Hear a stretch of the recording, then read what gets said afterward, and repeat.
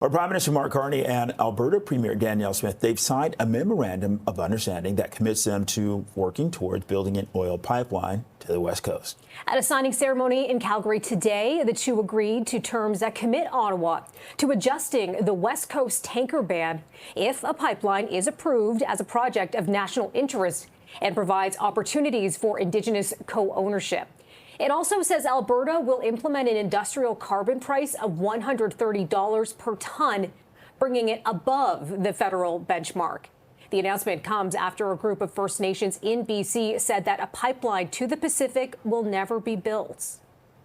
The way we're going to do that is in combination with the Pathways project, which will be the largest carbon capture project in the world.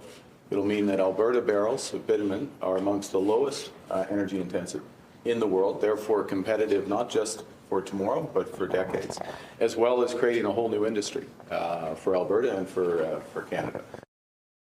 In the past 10 years, it looked like wind and solar and batteries were going to be the ability to power industrial economies. I think the world discovered that's not true.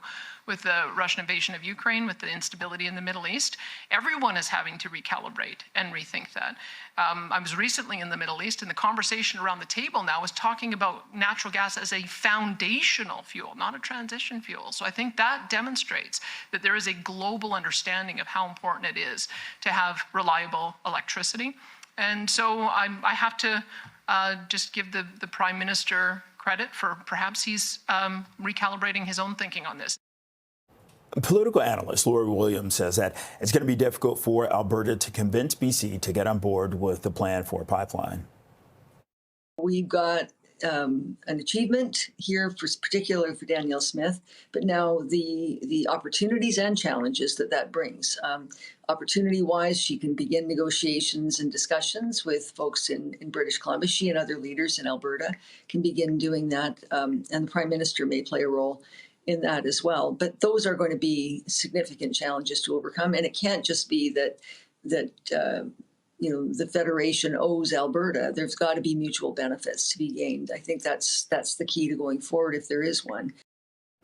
Carney has repeatedly maintained no pipeline will go through BC without approval from the province and First Nations.